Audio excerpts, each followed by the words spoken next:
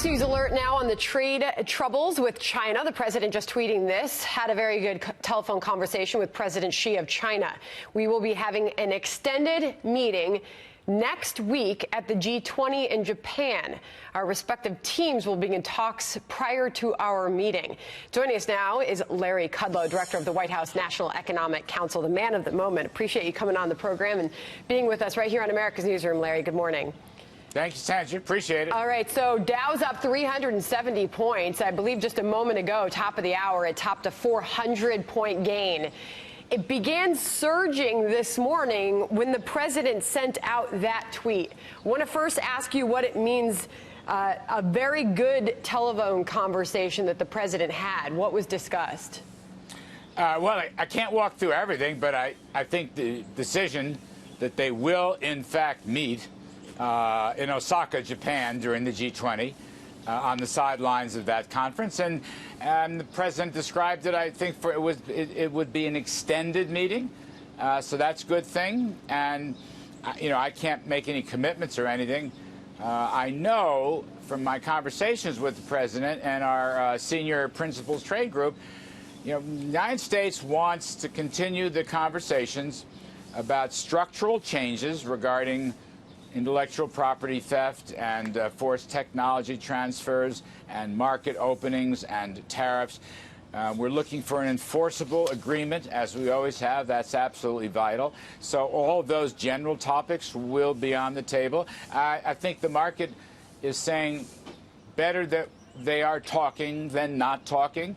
No results are guaranteed. I think people know that. But I think there's a certain joy that they're back to a discussion. Are markets getting ahead of themselves here? I mean, there seems to be a lot of optimism over the president's tweet that he had a very good conversation, that there will be an extended meeting. I want to ask you also about our respective teams will begin talks prior to our meeting. Charles Payne was on with this last hour and said, that's very important. However, FBN reached out to the U.S. Trade Office and said, we're aware of the tweet, but we were not aware of talks with them before the G20. So are those talks happening?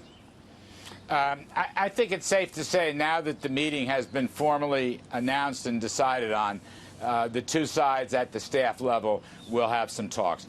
It's not unusual for us to communicate, by the way, at lower levels, whether the principles are hot or cold. So I'm sure that Bob Lighthizer, Ambassador Lighthizer and his group will be in touch with the Chinese people. I'm quite certain of that. Got it. So what about that optimism in the stock market? Is that warranted? Well, I don't want to judge. All I'll say is I think a lot of market investors think it's a good thing that talk is better than no talk. There are other things going on in the market. The economy's still pretty good. Interest rates seem to be coming down, et cetera, et cetera. But China trade is a key topic, so it's alive. And I guess folks want to keep hope alive.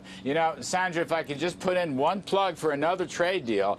Ambassador Lighthizer on the Hill today. Yep. USMCA, Canada, Mexico, U.S., NAFTA 2.0. That's a terrific trade deal, helping throughout our economy. In fact, in the shorter run, next few years, it's more important than China trade.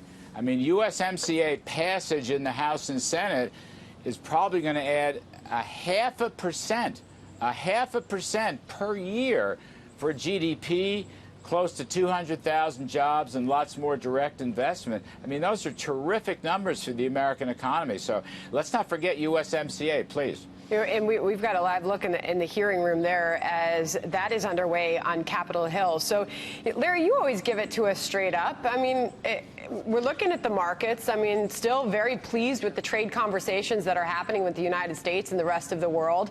But you don't have to look far to dig into these analyst notes on Wall Street, where there's people still talking about recessions and a possible downturn in the economy. I mean, what are you seeing and what is coming our way? The Fed is meeting today. Their two-day meeting began today, and now there's a bigger chance of a possible rate cut in the future than there has been. Well, I agree with that. The bond markets are expecting the Fed to cut rates. Fed is independent, and they will move when and if they move on their own time. But I think that is a prevalent view in the bond market.